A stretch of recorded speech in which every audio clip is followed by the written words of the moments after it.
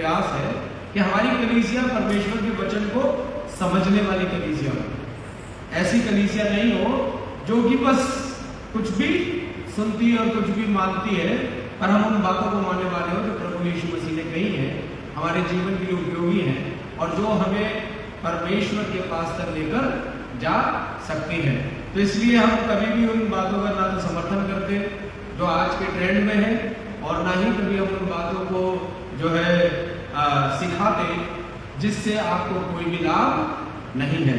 तो चलिए आज हम छठे अध्याय को शुरू करेंगे और मैं उम्मीद करता हूं कि ये छठा अध्याय जो है जल्दी ही हम समाप्त भी कर लेंगे और परमेश्वर हमारी सहायता और मदद करे। तो आइए आज के मनन के लिए जो पाठ मिलेगा वो है मत्ती रचित सुसमाचार, उसका छठा अध्याय और उसका पहला पद। मत्ती रचित सुसमाचार उसका छठा अध्याय और उसका पहला पद, उसका एक पद। मैं आप लोगों के लिए इसको पढ़ देता हूं। सावधान रहो, तुम मनुष्यों को दिखाने के लिए अपने धर्म के काम ना करो, नहीं तो अपने स्वर्गीय पिता से कुछ भी फल ना पाओगे। परमेश्वर अपने वचन के पढ़े और सुने जाने पर आशीष दे, आमीन। आइए एक छोटी सी प्रार्थना करेंगे। स्वर्ग में विराजमान परमेश्वर, धन्यवाद के साथ आपके पास आते हैं। आज के दिन के लिए हम अपने आप को आपकी पवित्र हाथों में सौंपते हैं। प्रार्थना करते हैं आप सहायता मदद करें, ऐसे प्रभु हम इस वचन को सीखने और समझने वाले हैं। प्रभु यीशु मसीह के नाम में मांगते हैं, आमीन। अजीजों, आप सभी जानते होंगे कि अभी कुछ समय पहले ही पेरिस ओलंपिक जो है वो समाप्त हुए हैं और ओलंपिक जो है वो खिलाड़ियों के लिए उनके जीवन का सबसे बड़ा पर्व होता है, सबसे बड़ा समय होता है। और ओलंपिक क्यों होता है सबसे बड़ा? क्योंकि 4 साल में एक बार आता है। एक खिलाड़ी जो तैयारी करता है वो 3 साल अभ्यास करने के बाद चौथे साल में अपनी परफॉर्मेंस को देता है और वहां पर उसके लिए क्या होता है? उसकी मेहनतों का इनाम, यानी उसकी मेहनतों का रिवॉर्ड, पुरस्कार मौजूद होता है। और इसीलिए वो 3 साल कड़ी मेहनत करता है। मैं आप लोगों को बताना चाहता हूं, सबसे ज्यादा अनुशासित, कठिन और मेहनती अगर कोई चीज है तो वो खेलकूद है, जहां पर इन चीजों का बहुत ज्यादा इस्तेमाल करना पड़ता है। 3 साल सेक्रीफाइस करना पड़ता है, तब जाके चौथे साल में खिलाड़ी को उसकी मेहनतों का प्रतिफल मिलता है। इनाम जो है वो बहुत बड़ी चीज है। इनाम जो है वो एक ऐसी चीज है जिसे पाने के लिए हर एक प्रयास करता है, सभी लोग प्रयास करते हैं और जब इनाम मिलता है तो बहुत खुशी भी होती है। और इसीलिए आज का जो पद है वो भी कुछ इसी बात को बताता है। और वो पद क्या है? वो पद जो है वो यह है, सावधान रहो, तुम मनुष्यों को दिखाने के लिए क्या ना करो? धर्म के काम ना करो, नहीं तो अपने स्वर्गीय पिता से कोई भी प्रतिफल ना पाओगे। हम जब छठे अध्याय में प्रवेश करते हैं, अभी तक 5वें अध्याय में हमने क्या चीज सीखी? हमने देखा कि प्रभु यीशु मसीह ने व्यवस्था और प्रभु यीशु मसीह के द्वारा जो है उन नियमों को हमने अध्ययन किया है। प्रभु यीशु मसीह ने व्यवस्था में जो लिखा है उससे भी बढ़कर हमारे लिए कुछ कायदे, कुछ नियम दिए जिनका पालन जरूरी है और जिनको क्रिश्चियन रूल्स बोलते हैं। ये क्रिश्चियन रूल्स हैं जिनको फॉलो करने से आप परमेश्वर की नजदीकी में और उस मार्ग में बढ़ सकते हैं जहां प्रभु यीशु मसीह चाहता है। अब हम छठे अध्याय में जब आते हैं तो छठा अध्याय जो है वो पहले पद से बदल जाता है। यहां पर प्रभु यीशु मसीह एक इनाम की बातचीत करते हैं, रिवॉर्ड की बातचीत करते हैं। और वो रिवॉर्ड जो है क्या है? 3 जगहों पर हम अगर देखें, 3 पदों में प्रभु यीशु मसीह ने उन चीज को बोला है। चौथा पद ये बोलता है कि तेरा दान गुप्त रहे, तब तेरा पिता जब गुप्त में देखता है तुझे प्रतिफल देगा। उसके बाद छठा पद क्या बोलता है? जब तू प्रार्थना करे तो क्या कर, कोठरी में जा, द्वार बंद कर और अपने पिता से जो गुप्त में है प्रार्थना कर। तब तेरा पिता जो गुप्त में देखता है वो क्या करेगा, तुझको प्रतिफल देगा। और 18वां पद क्या बोलता है कि ताकि लोग नहीं, तेरा पिता जो गुप्त में तुझे उपवासी जाने, इस दशा में तेरा पिता जो गुप्त में देखता है वो क्या करेगा, तुझको प्रतिफल देगा। यानी प्रभु यीशु मसीह इन 3 जगहों पर ये बता रहे हैं कि अगर तुम कुछ करते हो तो ऐसा करो कि तुम्हारा पिता जो है उसके लिए तुम्हें इनाम दे, उसके लिए तुम्हें जो है रिवॉर्ड दे। एक अच्छे मनुष्य की संज्ञा में आप जो है उसकी अच्छे मनुष्य के जो नाम से आप लोग जाने जाओ। परमेश्वर का वचन ये कह रहा है हमारे काम ऐसे हो कि हम परमेश्वर की दृष्टि में एक अच्छे मनुष्य के रूप में देखे जाएं। ओल्ड टेस्टामेंट जो है वो थोड़ा सा डिफरेंट है। रिवॉर्ड की जब बातचीत आती है, इनाम की जब बातचीत आती है, तो इनाम जो है वो एक तरीके से एक टारगेट को सेट करता है कि जब हम एक चीज को अचीव कर लेंगे, कुछ प्राप्त कर लेंगे, तो उसके बाद हमें जो है ये चीज मिलेगी। अगर हम बेस्ट, सर्वोत्तम जो है प्रदर्शन करेंगे तो हमारे लिए इनाम होगा। जब ढेर सारे खिलाड़ियों में से कोई एक खिलाड़ी जो सबसे ऊपर, सबसे आगे, सबसे सर्वश्रेष्ठ होता है, जिसके आंकड़े सबसे ज्यादा अच्छे होते हैं, जो सर्वोत्तम होता है, वही विजयी घोषित होता है और उसी के लिए पुरस्कार होता है, उसी के लिए मेडल होता है। गोल्ड मेडल जो है उसी के लिए होता है। तो इनाम जो है वो कुछ इस बात को दर्शाता है कि एक टारगेट पॉइंट को अचीव कर लेने के बाद जो है आपको इनाम मिलेगा। इनाम के बाद क्या है, जिन खिलाड़ियों ने ओलंपिक में गोल्ड मेडल जीते उन्होंने अपनी मेहनत का प्रतिफल पाया है। पर मेहनत तो बहुत देशों के खिलाड़ियों ने की, सभी को गोल्ड मेडल नहीं मिला, सभी जो खिलाड़ी हैं उस टारगेट तक नहीं पहुंच पाए जो कि किसी एक खिलाड़ी के द्वारा सेट किया गया। और जो है सबके मेहनत, सबका प्रयास जो है वो लगभग जो है बराबर ही रहा, उनके सेक्रीफाइसेस बराबर रहे, सब कुछ बराबर रहे, पर बावजूद इसके भी जो है एक आधे खिलाड़ी को मिला। तो इनाम जो है वो कुछ इस प्रकार की भावना को लेकर आता है कि इनाम के बाद जो है चीज समाप्त हो जाएगी। बहुत बार जो ऐसा लगता है कि इनाम जो है वो अच्छा नहीं है, वो अन्याय को भी लेकर आता है। जब सब लोग बराबर की मेहनत करते हैं तो फिर एक ही जो है सर्वश्रेष्ठ कैसे चुनकर सम्मान या रिवॉर्ड या पुरस्कार जो है उसको दे दिया जाए।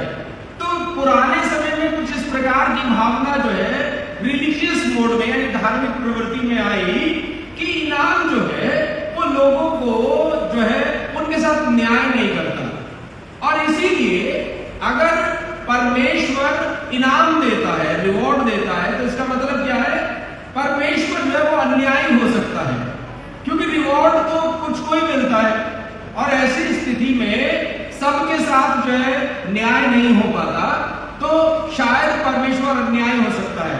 और इसीलिए कुछ लोगों ने अलग अलग तरीकों से रिवॉर्ड यानी इनाम को समझते हुए, अपने व्यूज को रखते हुए कुछ ऐसे व्यू बनाए जिसमें उन्होंने जो है ये बोला कि परमेश्वर अगर रिवॉर्ड देता है तो वो अन्यायी भी हो सकता है, वो न्याय नहीं करता।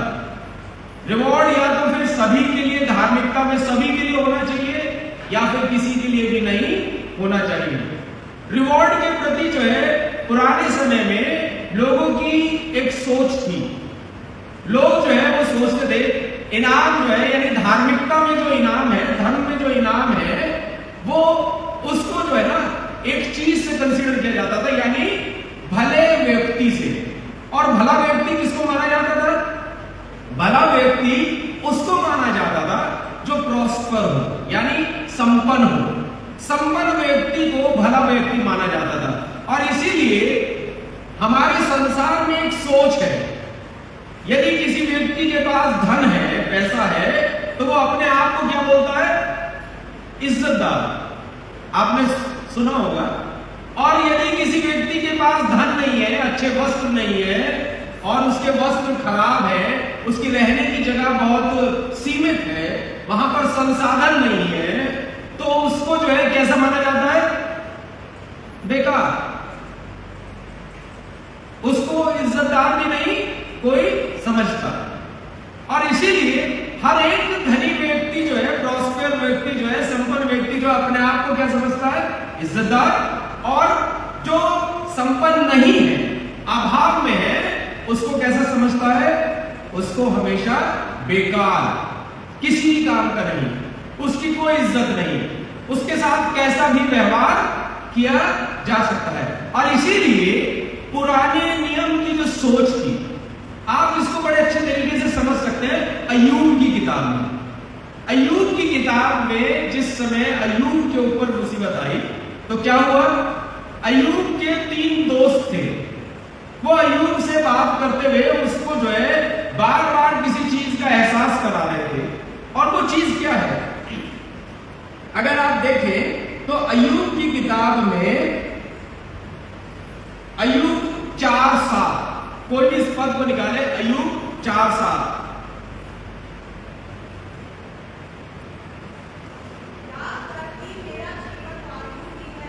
नहीं, 4:7, चौथा अध्याय 7वां पद। नहीं नहीं नहीं नहीं, क्या तुझे मालूम है कि कोई निर्दोष कभी नाश हुआ है? क्या कोई सज्जन भी काट डाले गए? एलिपस जो है वो अय्यूब के आगे उत्तर कर रहा है और वो अय्यूब को क्या एहसास करा रहा है? क्या तुझे मालूम है कि कोई निर्दोष कभी नष्ट हुआ है या सज्जन लोग कभी काट डाले गए हैं? वो एलिपस जो है वो अय्यूब को कह रहा है, क्योंकि अय्यूब के ऊपर मुसीबत आ पड़ी है, उसके शरीर पर फपोले हैं, उसकी संतानें मारी गई हैं, उसके पशु मारे गए हैं, उसका घर बर्बाद हो चुका है। तो ये जो बर्बादी अय्यूब के ऊपर आई है, ये किस बात को दर्शा रही है? उसके साथ के लोगों की नजर में कि तू निर्दोष नहीं है, तू दोषी है, तेरे ऊपर जो मुसीबत आई है, तू सज्जन व्यक्ति नहीं है, तू पापी है। और इसीलिए, क्योंकि ऐसा कभी हो ही नहीं सकता भला व्यक्ति जो है वो मारा जाए, ऐसा कभी हो ही नहीं सकता जो है उसके ऊपर इतनी मुसीबत आ जाए। हमारे एक अंकल थे, जब वो कभी किसी घर में विजिट करते थे, उस घर में रोग और मुसीबत को पाते थे, तो उनका एक कॉमन डायलॉग था। वो क्या कहते थे? खुदा से दूर हो इसलिए ये मुसीबत बीमारी तुम्हारे घर में है। वो उनके कॉमन डायलॉग था और सब लोग जो उनके उस डायलॉग से कभी बुरा भी नहीं मानते थे, हैं? तो वो जो है क्या सोचना था, अगर रोग और बीमारी है तो क्या है? शायद हम गलत हैं, मुसीबत है तो हम भले व्यक्ति नहीं है, प्रॉस्पेरिटी में गड़बड़ी हो गई है, विनाश आ गया है, सब चीजें गड़बड़ा गई है, तो क्या हो गया है? हम गलत हैं और ये हमें हमारी बुराई का फल मिल रहा है। हमने कुछ गलत किया है, ये उसका नतीजा है, यानी रिवॉर्ड है ये भी आपके ऊपर। और किसका है? आपने कुछ बुराई की है, उसका नतीजा है। लोग इस सोच के साथ आ जाते हैं। ये पुराने टाइम की सोच है। अगर आप देखें अय्यूब को जो है, उसका एक मित्र जो है और बोलता है 8:6 में, अय्यूब 8:6, 8वां अध्याय, उसका 6ठा पद।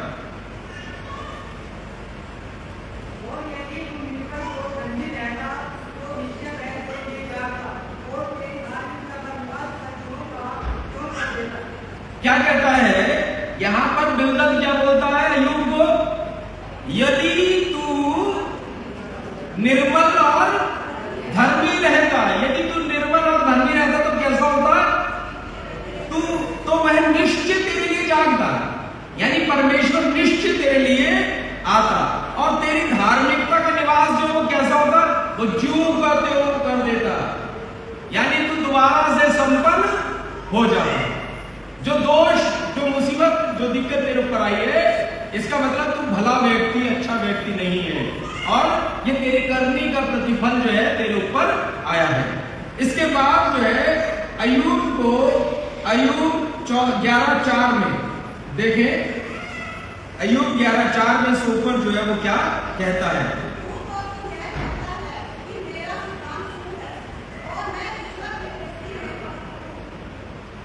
अय्यूब क्या कह रहा था दोस्तों से, भाई मैं तो मेरा सिद्धांत जो है, मेरा जो तरीका है, मेरी पद्धति है वो क्या है, वो शुद्ध है, मैं परमेश्वर की दृष्टि में पवित्र हूं।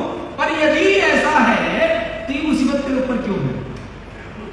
अभी एक बहन मुझसे कह रही थी लास्ट वीक जब हम प्रार्थना में थे, वो ये कह रही थी कि मैं प्रार्थना भी बहुत करती हूँ, मैं परमेश्वर से डरती भी बहुत हूँ, मैंने कभी कोशिश की है कि मुझसे कुछ गलत ना हो, जितना मेरे से बन पड़ता मैं करती हूँ, बावजूद इसके पास्टर जी क्यों जो है हमारी स्थिति संभल नहीं पा रही है, क्यों बार बार हमारे ऊपर जो है ये मुसीबतें आ रही हैं, और इतनी आ रही है कि आत्महत्या के सोच तक दिमाग पहुंच जाता है। मैंने उनसे बोला, मैंने कहा आप जो है थोड़ा सा सब्र करो, बातचीत करेंगे इसके ऊपर, आएगा भी।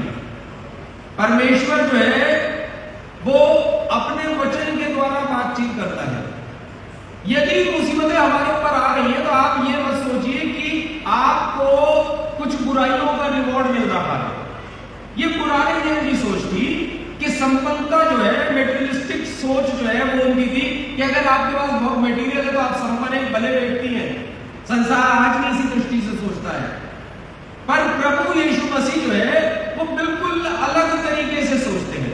यहां तक कि भजन में भी अगर आप कुछ पदों को पढ़ेंगे तो मैं आपको बताना चाहता हूं, वहां पर भले व्यक्ति की पहचान यह है कि परमेश्वर उसके साथ है, उसका कुछ नहीं बिगड़ सकता, और भले व्यक्ति को कभी कोई नुकसान हो ही नहीं सकता।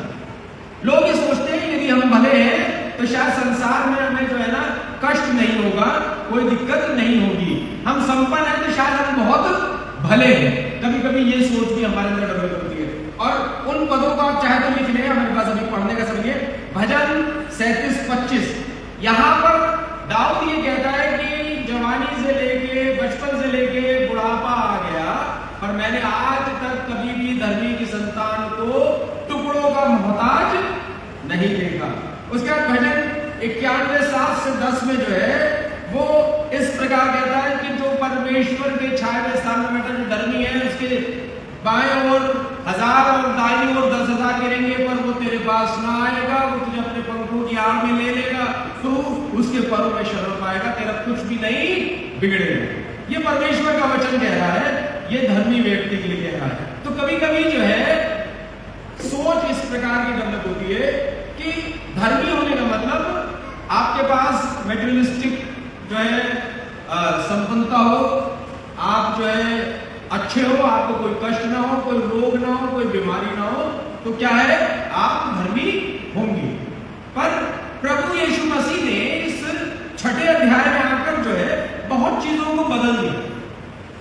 जैसे उन्होंने 5वें अध्याय में व्यवस्था की बहुत सी बातों को बड़े विस्तृत रूप में ब्रॉड माइंडेडली हमारे सामने रखा है, सब दिमाग खोल दिया, तो उनको पढ़ने के बाद हमें समझ में आया कि सच में क्रिश्चियनिटी किस लेवल तक आपको लेकर जाना चाहती है।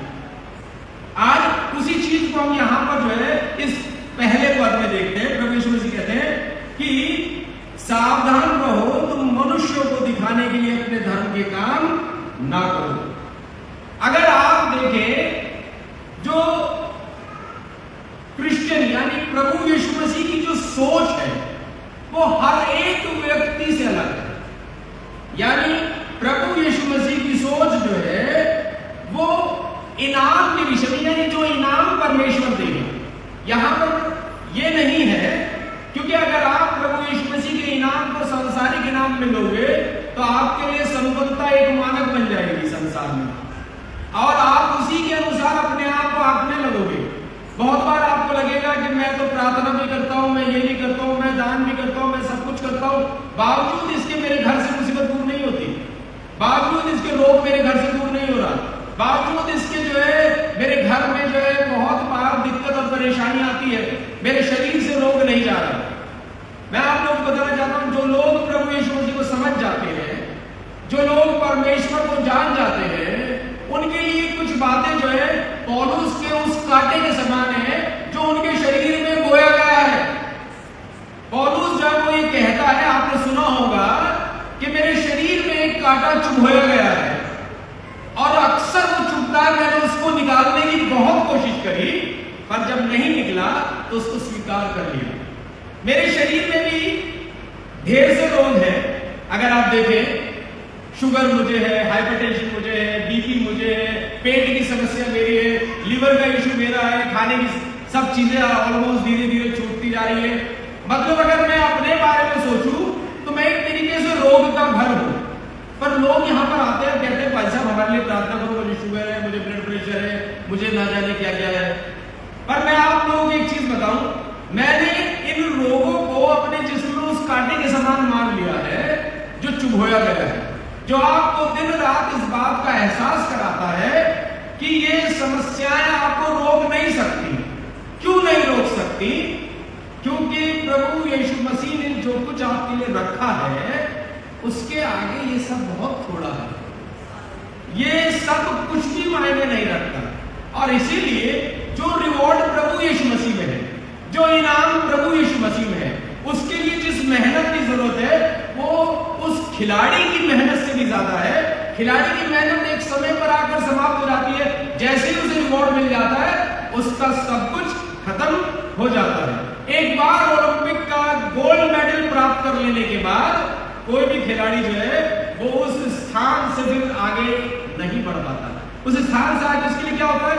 रेस्ट, और उसके बाद या फिर लोगों को ट्रेड कर देना, वो फिर एक कोच बन जाता है, इससे आगे नहीं जा पाता।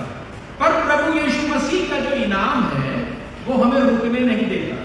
प्रभु यीशु मसीह का जो इनाम है वो हमें प्रेरित करता है। और किस चीजों के लिए प्रेरित करता है?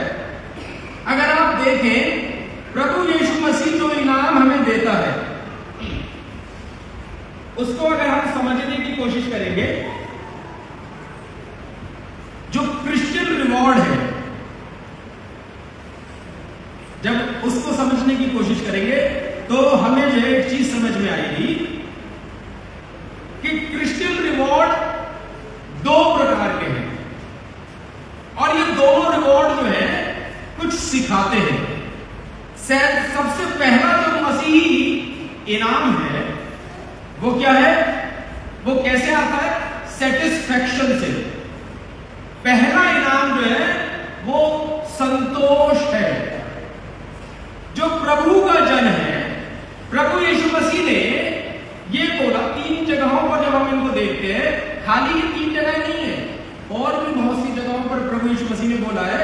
अगर आप देखना चाहते हैं तो आप इस बात को समझ पाएंगे कि प्रभु यीशु मसीह जो है मत्ती 5:12 में बोलते हैं सफरिंग के लिए। अगर कोई सफरिंग को यानी सताव को स्वीकार कर लेता है तो उसके लिए इनाम है। उसके बाद मत्ती 10:42 में अगर आपकी गिविंग यानी आपका देना प्रभु यीशु मसीह के अनुसार है तो उस व्यक्ति के लिए इनाम है। फिर मत्ती 25:14 से 30 में आप देखेंगे कि फेथफुल सर्विस जो है वो क्या है? उसके लिए इनाम है। और मत्ती 25:46 में आप ये पाएंगे कि प्रभु यीशु मसीह बताता है जो व्यक्ति प्रभु में है और ईमानदारी और खराई के साथ चलता है उसके लिए इनाम है। प्रभु यीशु मसीह ने बहुत जगहों पर रिवॉर्ड की बातचीत की है, पर ये वो रिवॉर्ड नहीं है जो संसार की समझ के अनुसार है, जिसके बाद कुछ भी नहीं है। ये वो रिवॉर्ड नहीं है जो अन्याय को, इनजस्टिस को लेके आता हो। ये वो रिवॉर्ड नहीं है जो आपको आपके भले या बुरा करने के बल पर प्राप्त होता हो कि अगर आप बुराई कर रहे हैं तो आपके साथ जो बुरा हो रहा है वो आपकी बुराई का नतीजा है, और यदि आप संपन्न हैं तो इसका मतलब यह है कि आपने कुछ गलत नहीं किया, आप बहुत अच्छे हैं, इसीलिए आप संपन्न हैं। यहां पर ये देखिए प्रभु यीशु मसीह ने बोला जिसके पास संतोष है वो इन बातों को समझ सकता है। यहां पर प्रभु यीशु मसीह जो है बोलते हैं कि जो कुछ तू करे गुप्त में कर तो क्या है? तेरा परमेश्वर जो गुप्त में देखता है तुझको प्रतिफल देगा। संसार में लोग किस लिए काम करते हैं? संसार में लोग किस लिए काम करते हैं? बताइए। है अपने आप को महान दिखाने के लिए। और आप अपने आप को महान कैसे दिखा सकते हो? जब आपके बड़े बड़े पोस्टर्स लगते हो, लोग आपको दान देते हुए देखते हो, लोग आपको भलाई करते हुए देखते हो, लोग आपको पेड़ लगाते हुए देखते हो, लोग आपको किताब लिखते हुए देखते हो। अगर आप थियोलॉजियन हैं, आप टीचर हैं, आप लेक्चरर हैं, आप बड़े बड़े सेमिनार्स करते हो, तो लोग आपको जो है बहुत अच्छा और ज्ञानी मानेंगे। लोग जो है आपको जगहों जगहों पर बुलाएंगे। आपने बड़े बड़े प्रचारक देखे, वो कैसे महान बन गए? वो भी तो यही वचन सुना रहे हैं। क्या वो इतना खोल कर अपने वचन को सुना रहे? वो तो 2-3 मिनट बोलते हैं, बाकी समय तो जो है वो लोगों को खुश करते हैं। काम की बात, वचन की बात तो वो थोड़ी सी करते हैं, पर वो महान प्रचारक है, बड़ी भीड़ उनके पीछे है। कैसे हो गए? क्योंकि वो काम करते हैं जो लोग देखते हैं, लोगों को दिखाने के लिए करते हैं। और लोग जो है वो दिखाने के लिए काम क्यों करते हैं? मेरे एक अंकल थे, शुरू के दिनों में जब मेरा बहुत स्ट्रगल का टाइम चल रहा था और मैं ये धक्के खा रहा था और कुछ नहीं बन पा रहा था, लोगों से मिल भी रहा था। जब आपका वक्त बुरा हो तो सब चीजें बुरी होती है, पर कुछ लोग उस समय पर आपके साथ अच्छे भी उठ कर आते हैं। वो अंकल हमारे साथ उठ के आए, उन्होंने मुझे बहुत अच्छी सीख समझाने की कोशिश की। उन्होंने कहा, देख बेटा, मैं तुझे एक चीज बताना चाहता हूँ, अगर आगे बढ़ना है ना मिशन में, तो चापलूसी से बढ़कर कुछ नहीं है। अगर तू चाहता है कि तेरा कोई सूटकेस उठाए, तो तुझे सूटकेस उठाना पड़ेगा। भाग कर जाकर अपने अधिकारी के पैर छूने पड़ेंगे, भाग कर जाकर उसके सामने झुक के खड़ा होना पड़ेगा और चापलूसी करनी पड़ेगी। उन्होंने मुझसे कहा, अच्छा बेटा तू क्या कर सकता है? मैंने कहा, जो भी काम मुझे मिलेगा बड़ी ईमानदारी से, बड़ी खराई से करूंगा, क्योंकि मुझे अपने ऊपर भरोसा है। मैं अपने तरीके से, बहुत अच्छी तरीके से काम करूंगा, कभी किसी काम को अधूरा नहीं छोड़ूंगा। उन्होंने कहा, ये सब तो पैसे देकर हो जाता है, नहीं किसी को भी पैसे तो आप काम ले लो, आपको कोई काम करवाना है, 2 पैसे और काम हो जाएगा आपका। सर पे खड़े हो जाओ, वो काम करेगा कि नहीं करेगा? काम करने से बड़ा आदमी नहीं बनता। बड़ा आदमी कैसे बनता है? काम का दिखावा करने से। तो क्या चीज है? प्रभु यीशु मसीह क्या बताने की कोशिश कर रहे हैं? बहुत बार हम अपने काम को दिखा नहीं पाते, हम अपनी बातों को बता नहीं पाते, हम अपनी बातों को कह नहीं पाते। तो हमें क्या लगता है, यार हमारी बात तो अनकही रह गई, नहीं मैं तो यहाँ गलत नहीं था, मैंने तो ये काम नहीं किया, पर मेरे फिर भी लोग मुझे जो है ना समझ नहीं पा रहे हैं। मैंने इतना अच्छा काम किया, चुपचाप से रात में आके कर दिया, किसी को कुछ पता ही नहीं लगा, ये तो सफाई हो गई। मैं आपको एक कहानी सुनाता हूँ। बहुत बार लोग देखे हुए पर ही चलते हैं। 2 दोस्त थे, एक कुत्ता और एक सूअर, किसान के यहाँ थे। दोनों बहुत आलसी थे, पूरा दिन पड़े रहते थे। किसान बहुत परेशान हुआ, किसान ने दोनों को घर से बाहर निकाल दिया और क्या बोला, रात में अगर ये खेत तुमने नहीं पूरा जोत के तैयार किया सुबह बीज बोने के लिए, तो ध्यान रखना घर में नहीं दूंगा। तो सूअर जो है उसने दोस्त कुत्ते से कहा, ऐसा सुन उठ, चल खड़ा हो जल्दी, आज इस खेत को तैयार कर देते, नहीं तो मालिक अंदर नहीं लेगा। उसने कहा, छोड़ना, कौन काम करेगा, तुझे करना तू जाके कर ले। बेचारा सूअर जो है पूरी रात लगा रहा, खेत जोता, तैयार किया, प्लेन कर दिया और आके कुत्ते के पास लेट गया। सुबह कुत्ता उठा, उसने देखा वो खेत तैयार है। कुत्ते ने जो है खेत में दौड़ लगाई, इधर से उधर, इधर से उधर, और आगे लेट गए। मालिक ने देखा दोनों जो है सो रहे हैं, कुछ समय चिल्लाया, तो जो है दोनों उठ गए। पूछा, खेत किसने तैयार किया? सूअर ने कहा, खेत तो मैंने तैयार कर दिया था रात में। कुत्ते ने कहा, नहीं मैंने तैयार किया था। सूअर ने कहा, नहीं ये तो सो रहा था, सब मेहनत तो मैंने की है। मालिक खेत में गया, उसने जाके देखा सारे उस जगह पर किसके पैर के निशान थे? कुत्ते के पैर के निशान थे। तो मालिक को क्या नजर आया? कुत्ते का काम नजर आया। तो आप क्या चीज समझे इससे? अगर संसार को काम दिखाना है तो निशान बनाना पड़ेगा। पर एक चीज ये बताइए, यीशु मसीह ने एक लाइन भी जोड़ी है, परमेश्वर, तेरा परमेश्वर जो गुप्त में देखता है वो क्या करेगा? तो जब छोटी छोटी बातों में आपको इनाम ना मिलता हो, कोई आपको प्रेज ना करता हो, कोई आपको कुछ ना कहता हो, इसीलिए क्रिश्चियन रिवॉर्ड अगर आपको पाना है तो सबसे पहले सेटिस्फैक्शन लेकर आना। अगर आपके पास संतोष है अपने काम को कर देने के बाद परमेश्वर पर छोड़ देने के, क्योंकि बाइबल ये बताती है जो लोग रिवॉर्ड के लिए काम करते हैं वो शायद रिवॉर्ड कभी ना पा पाए। जो लोग दिखाने के लिए काम करते हैं उनके सारे क्रेडिट फेल होते हैं। और इसीलिए जब वो स्त्री 2 दवड़ी डाल रही थी गुप्त में छिपकर, तो उससे आगे लोग थैलियां भर भर कर दिखा दिखाकर डाल रहे थे, तो क्या हुआ, उनका क्रेडिट कभी भी नहीं काउंट होगा। क्रेडिट किसका काउंट होता है?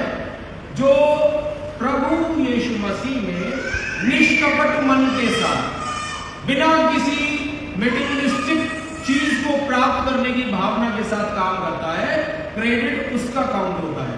और इसीलिए जिसके पास संतोष है केवल वो ही काम को करने के बाद चुपचाप बैठकर उसे परमेश्वर पर छोड़ देता है। और ऐसा होने में ऐसा हो सकता है कि हमारा नाम ना हो, किसी को पता ना लगे, कोई आपके काम के बदले में आपको थैंक्स भी ना बोले, लोग यूं ही चले जाए, कोई दूसरा आपका सारा क्रेडिट ले जाए, सब कुछ छोड़ दीजिए, भूल जाइए और परमेश्वर आपको तब रिवॉर्ड दे।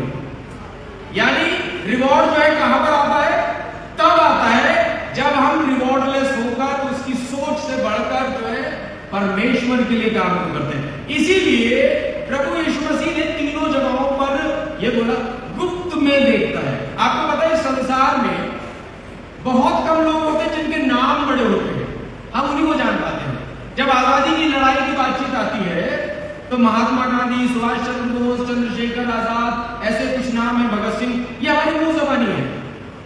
पर उस आजादी की लड़ाई में हर एक व्यक्ति ने अपना अपना कॉन्ट्रीब्यूशन दिया है। अगर वो सब ये सोचने लगते मेरा भी नाम हो, मेरा भी नाम हो, मेरा भी नाम हो, तो क्या होता? बहुतों के नाम हम नहीं जानते पर वो मारे गए। बहुत से सिपाही युद्ध में ऐसे होते हैं जो बंदूक भी नहीं उठा पाते, पर फ्रंट लाइन में होने की वजह से सबसे पहली गोली उन्हीं को लग जाती है।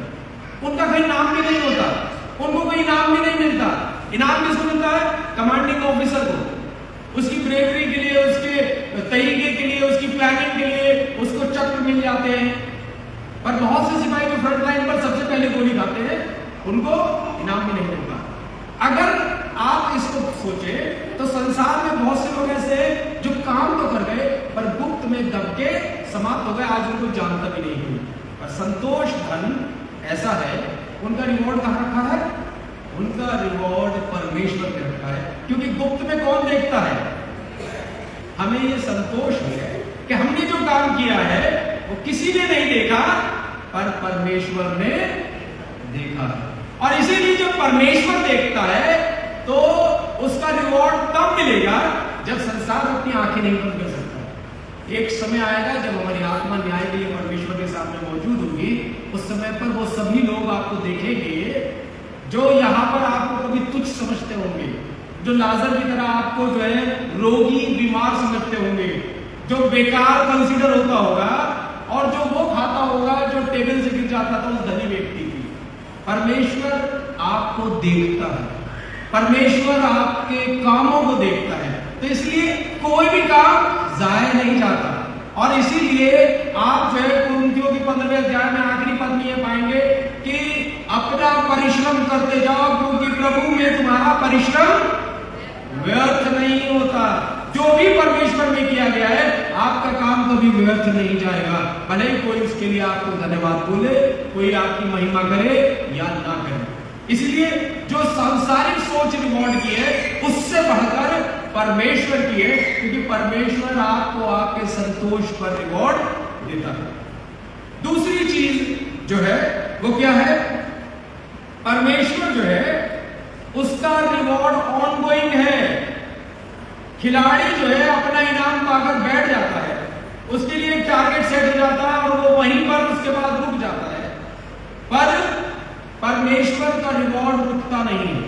अब आप सोचिए, आप अगर स्वर्ग में प्रवेश करना चाहते हैं और आपका इनाम स्वर्ग है तो आपको लगेगा स्वर्ग में प्रवेश करके तो सब खत्म, क्योंकि स्वर्ग के बाद तो कोई लाइफ नहीं। मनुष्य के जीवन में तो चलो पैदा हुए, बड़े, जीवन भर काम किया, कुछ किया, उसके बाद बुढ़ा हुए और मर गए।